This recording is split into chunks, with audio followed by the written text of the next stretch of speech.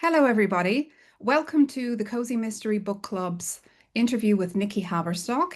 I'm Zara Keane, and I'm conducting the interview with Nikki for the October Cozy Mystery Book Club pick, which is Nikki's wonderful book, Mermaid in Troubled Waters.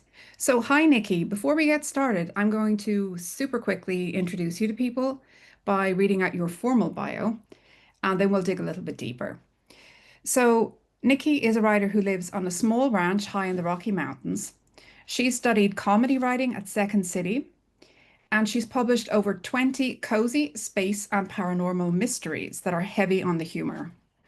Before fleeing the city, she hosted a competitive archery reality show. She traveled the world to study volcanoes and taught archery and computer science at a university and worked on her family's ranch herding cattle.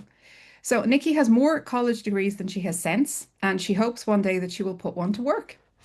So that is a fun bio, Nikki. I'd love to dig a little bit deeper into that because I know that even now you spin a lot of plates. So can Yes. you tell me a little bit about what your kind of everyday scenario looks like, all the different things that you do? Yeah. Probably most consistently, other than writing books, which I've done for a while, I do professional coaching for authors. So I've been doing that for about 5 years. It's kind of hard to explain. And I know that you're familiar with it, but we do a lot of like personality assessment training to help people get alignment. So how do they work best rather than like, I'm not really like reading over their book and suggesting changes. It's more of like, oh, based on how you work, have you tried doing bigger time blocks, or if you tried getting up and moving, things like that. My interest in how people function has led for me to go back to school, grad school, to become a mental health counselor or therapist. Let's see, what else do I do? I do a lot of comedy stuff. Yeah. Doing improv, I'm doing stand up, I'm doing sketch, I'm doing all those different things. And then I have a young son and two horses and a dog and a mother-in-law who lives with me. So things are very busy. Yeah. Wow, that is super packed. And something that you didn't mention that I know that we discussed, I think, in a previous interview, maybe it was like 2023. Did I interview in 2023 for the I book think club? that was the last I time we think spoke. so, Yeah. yeah. And we talked a little bit about your YouTube channel that you devote Yeah. to reality TV shows, Mhm. particularly Sister Wives. So yeah, you have. I'm always amazed, at how many plates you spin at any one time. It's really quite amazing. So yeah, and you use a lot of these things that you do outside of your writing to influence your books. And that brings us to the pick of the month, which is Your Mermaid in Troubled Water, which is book one in the Purgatory Falls series. Mhm. And it's a super unique cozy mystery concept because it's a paranormal cozy mystery with a mermaid sleuth. Mhm. So I love that it's so unique and different to other paranormal settings. Like, how did you come up with this idea? And was there anything that you had read or done or seen that sort of led you to create this concept? Yeah, it was funny. I was trying to think about how it started, and it originally started as a pitch for a screenwriting class that was a paranormal spoof on When Harry Met Sally, and I thought it'd be funny because when Harry met Scaly, and he was a Okay. mermaid, and she was a, or he was a, she was a mermaid, and he was a werewolf, and it had something totally different. But then I started thinking about, as writers do, we start thinking about like, well, how would this work, and what would their angle, what would their point of view be, and all of that. And I started to kind of fall in love with the idea of like a mermaid or a siren, that sort of mythology. I don't know about you, but Little Mermaid was one of my favorite movies when I was a kid, and Yeah. I grew up swimming a lot, and we'd always play mermaids in the pool and stuff. And I liked the idea of I already had a series with a witch that used spells to solve, and I kind of wanted to have a different magical system. So this is a little bit more of a softer, maybe more like what you would see in something like Buffy the Vampire Slayer. There is magic, Mhm. but magic isn't the solution to everything. Okay. Yeah. And so a little bit more limitations, and then a lot more on paranormal creatures. So like there's a Okay. minotaur, there's a were-dragon, there's vampires, there's werewolves, and they live in a like a paranormal town, which is one of these little enclaves where they can all be open. Yeah. So it kind of, as a fellow writer, you kind of know how sometimes things evolve because of storytelling abilities and the kind of Mhm. stories you want to tell. And in many ways, it's more focused on, like as a siren, she's good with understanding if people are telling the truth and line and maybe a little compelling with her voice, but it's not heavy-handed. Um, it's less of like, oh, here's a magic spell to solve everything, and more like here's Mhm. some tools and they have magical abilities, but you still got to figure out how to use them. Okay, so they Um, still have to dig for the clues and figure out the mysteries on an yeah. intellectual level, not simply like waving a wand or I don't know what they do, flip a fin or so Yeah. and Yeah. solve the crime.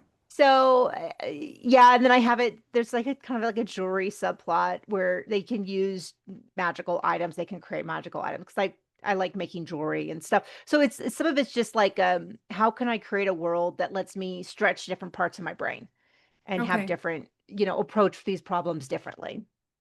Yeah, I love that. I love that. When I was reading your bio and you mentioned that you had written like over 20 cozy and the space and paranormal mysteries, I know that you recently celebrated your 10th year Mhm. anniversary as a published author, so congratulations. Thank you.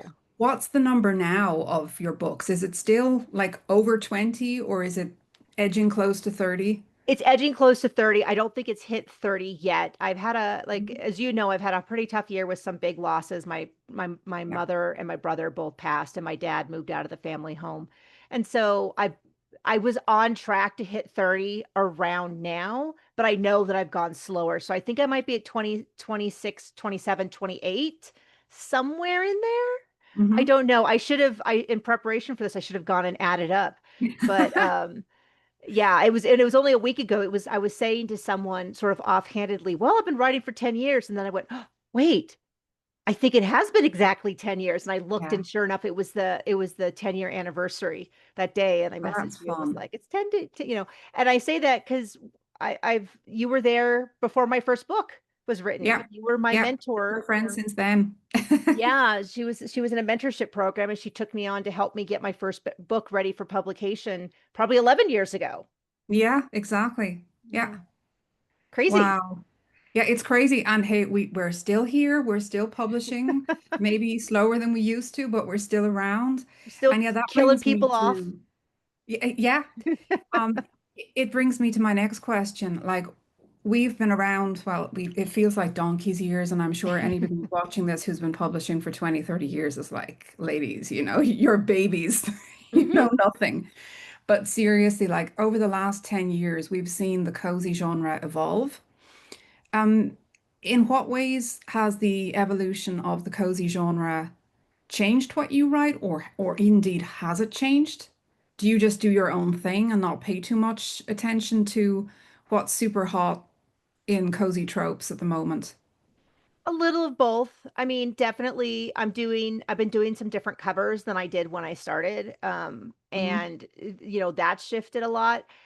Paranormal cozies were not really an option when I very first started, or they weren't as big of a deal, and they became a much bigger deal a few years into it. And I don't I don't kind of know where they are. I feel like the whole industry is in a flux point, but in many ways there's a lot of similarities to the cozy mysteries I wrote when I started and the ones that I read as a wee child, which were like even I think the Cat Who series started in the 70s, maybe early 80s, certainly long before I started reading them. And so in many ways I feel like the series are still more like that Hmm. than they were. I personally have shifted what I wrote, but that has more to do with um my my personal growth. Like I said, like I created a new series to stretch myself in new ways. So like I'm going back. My next series is going to be a contemporary because there's parts of me who's like, I don't want to figure out a magic system. I did a space one because there was stuff you could do with the space. Hmm. I wanted to do some stories that were sort of that military structure, but not actually have to research the military. So I did a military space thing. So I wouldn't have to be, I could do what I wanted with it. And and so that's been a bigger influence on me, has been that idea of what do I creatively feel like I want to say. Yeah. But the people's tastes change over time, and that's normal, and that's fine. And so there's that too. I'm not against Yeah. the genre kind of shifting, but there's things that I really like about it that I don't plan on shifting because it's my personal voice, and I don't have any problem if other Yeah. people do differently. I think that's exciting. Yeah, me too. I feel exactly the same. I think genres have always shifted. I started out in romance, and that has seen like huge changes in Hmm. what's popular, both in terms of point of view storytelling and themes and tropes and stuff over the years. Some classics remain the same. It's the same for cozies, and others change. So yeah. Yeah.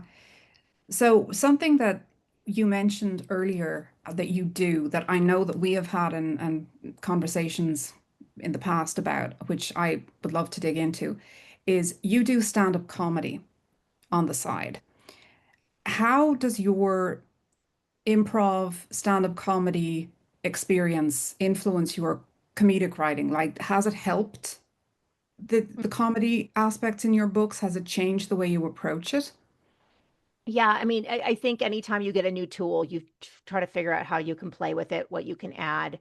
Whether it's even just a simple list of three, you list off three things and the third thing's a surprise as a simple little writing trick.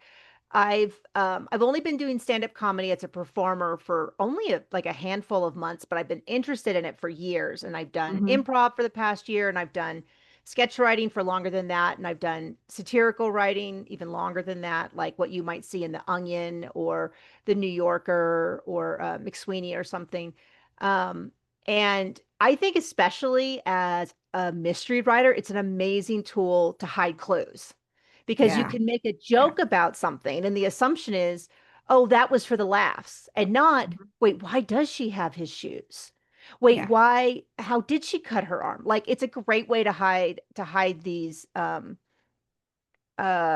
hide clues. It's also a good way to manage the tone of a book if you want to keep a book for being too gory, upsetting, anxious feeling, which many that authors, that is their goal.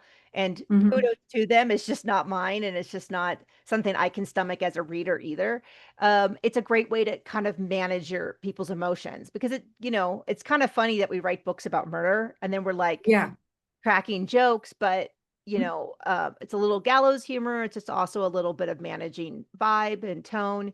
So I feel like I'm constantly figuring out. Some of my books have been less ha ha funny and more wry or witty or Hmm. snarky.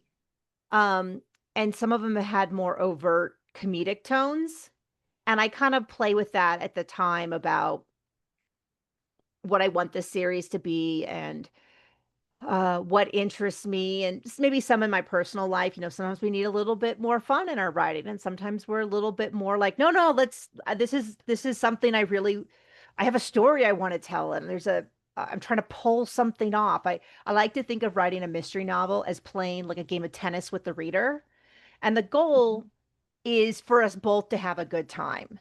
And at the Yeah. end of it, I the like that. reader, I mean, ideally the reader wins. I mean, I know Mhm. everybody says, I want to write the trickiest novel, and so the reader can never figure out what's happening. I don't mind if the reader figures that out, as long as it's close enough to the end to where they have Yeah. that moment of triumph and they can be like, oh, what a good game. I Hmm. won. But man, it was back and forth right to the end. That makes me really happy. And I want the reader to kind of walk away being like, that was really satisfying. I saw the clues, but I didn't always know what they mean. Or in retrospect, I do see it. I see how this game was played. But I want us to both have a good time.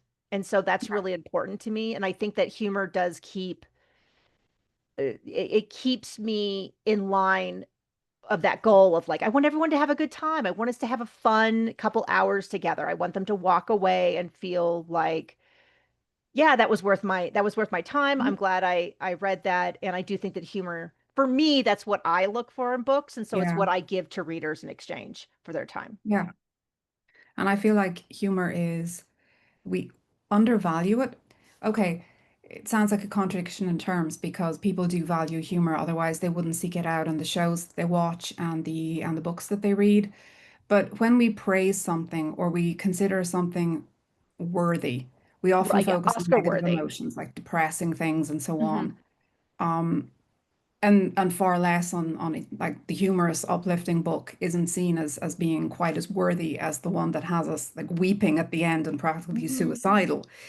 But I think that particularly in times like we're going through now, like people tend to want to reach for escapism. They want something that's uplifting, that makes them smile, that Yeah, ends their day on a high point. And hopefully that's, what cozy mysteries deliver, yeah. particularly the ones with heavy on the humor. I had a lady write me, it's a little heavy, but she wrote me that her husband was dying and he normally read pretty gritty books. But towards the end of his life, he sat down and read my very first series, my archery series. And they're shorter, they're novellas, and they have a goofy dog in them and stuff.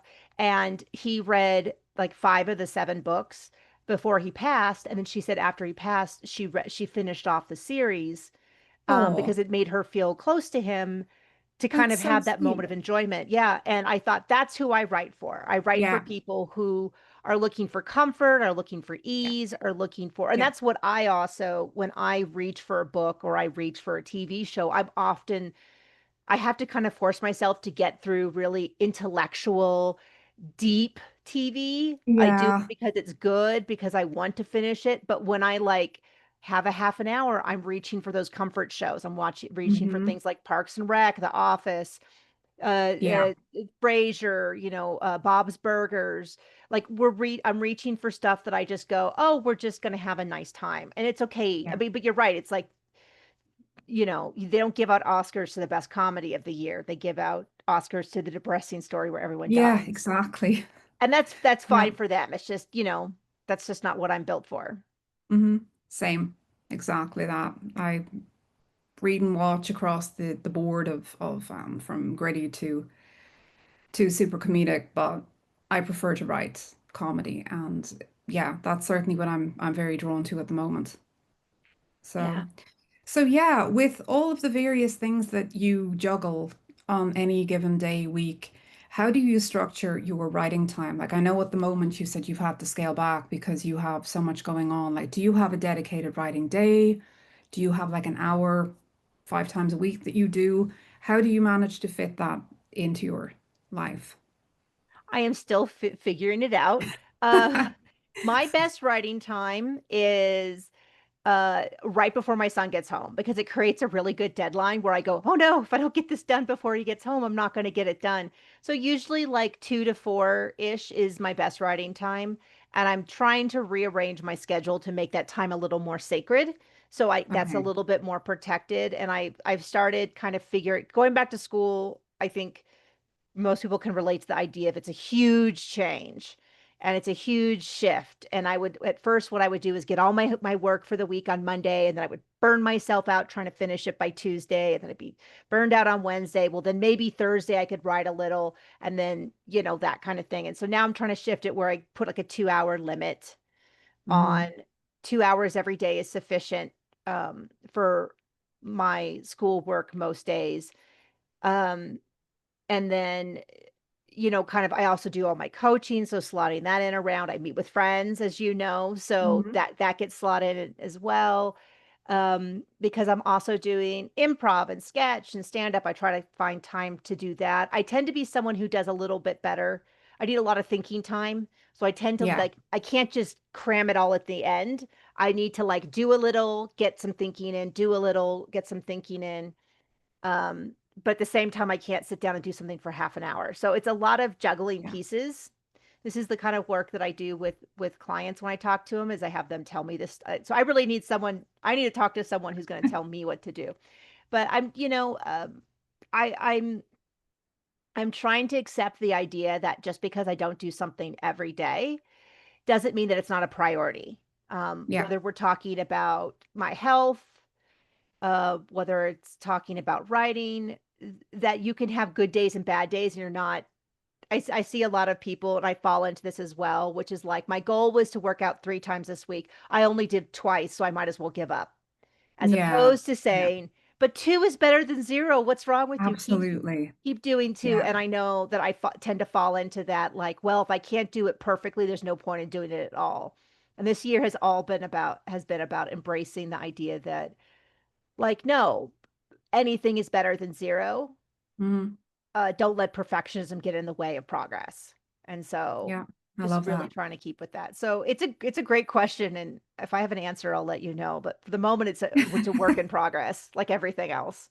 Yeah. Yeah. I feel very similarly. Hmm. So you mentioned that you're working on a new contemporary cozy series. Yeah. Is that's going to be your next new release, I'm assuming. Yes. Yes. And do you have a date for that to share I with people? I don't, because my editing has been so in flux. I'm like scared Yeah. to do that. But I'm hoping before the end of the year, we'll see. It's called Right Way to Die, as in like writing a book. And it's the Mm-hmm. first in the Dead in Durango series. It's set in my kind of my local hometown. It's which is funny. Purgatory Falls is a paranormal version of also my hometown of Okay. Durango. Purgatory Falls, our local ski resort is called Purgatory is the local ski resort. And so I sort of looked around at cool names that sounded a little spooky ooky. So we went with Mm-hmm. Purgatory Falls. And roughly it's the same town as well. And it's really easy. If you've ever written about a real town, it's really easy because you could just be like, oh, I need a pawn shop. Oh, I'll just do the pawn shop that's right next to the library. Oh, I'll just do it at the Perfect. library. Oh, the I'll she'll go to the bookstore for the writers meeting and stuff. So I haven't written pure contemporary in probably 7 years. Mm-hmm. I'm excited to not have to worry about the laws of magic. Get back to really truly like your only tools are eavesdropping, gossip, observation. That's really fun. Um, Mm-hmm. I've always loved contemporary. I watch a great deal of like the Hallmark mysteries are some of my Mm-hmm. favorite. Yep. The Knives Out mysteries, there's a new one coming, just in general. So I'm excited to just have some like contemporary, just straight up real people doing real things. And then I'm basing them on my very first series was based on archery because I've been an archery competitor forever. And I was like, oh, I think I want to get back to writing about the worlds that I live in. So it's the first one is going to be set in a writers group, which you and I know there's a million reasons why a writer might kill another writer or a writer might Yes. end up dead. And then I think the second book's going to be based kind of on an improv troupe and just Mm-hmm. kind of doing things within my community, maybe a jewelry making one or a rock hounding one, like things in my community that I know about where I can just think about who are the characters that I know from this world. Yeah. And what if one of them was mad enough to kill?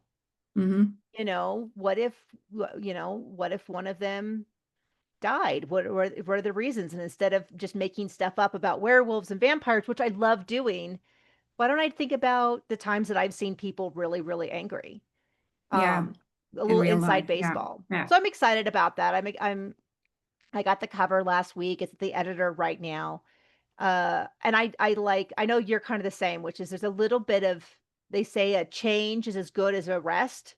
Yep. Um, you still need rest. I'm going to lecture everyone. You still do need rest, but it is nice that like I'm going to try something a little different, stretch a different part of my body, my mind, and then I'm going to go back to the other stuff I really like and you feel rejuvenated and excited and I'm going to the book that I'm starting probably this week is the sixth in the Mermaid book series. Okay.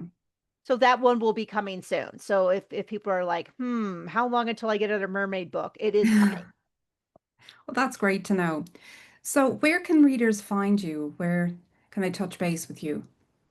I am everywhere on the internet, but I am doing different things every place. Like as you mentioned, I do a lot of reality TV. So you can Google my name. As far as I know, I'm the only Nikki Haverstock, but I have my fingers in a lot of different places. So I have a TikTok, I have an Instagram, I got actually numerous Instagrams. So if you're like, wait, this is a different lady, she's talking about sister wives. Nope, that's still me. Or I'm doing stand up, or I'm doing various things. For book specific things, I of course have my website. I'm on Amazon. Probably my name on a lot of places is Rancher Nikki. Nikki Haverstock should find me, but probably my Instagram is probably the best place or my Facebook page. Okay, well, But we'll add some links yeah. to the notes section of the But if you want interview. to come and talk reality TV, you can find me on TikTok. You can find me on Patreon. We can do all sorts of stuff. So, if you want to talk comedy, Excellent. all of that.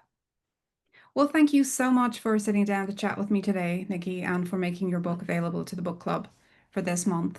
I Thank really you. appreciate that. And yeah, I hope everybody has a great month and that you enjoy Nikki's book. Thank you so Bye. much. Bye.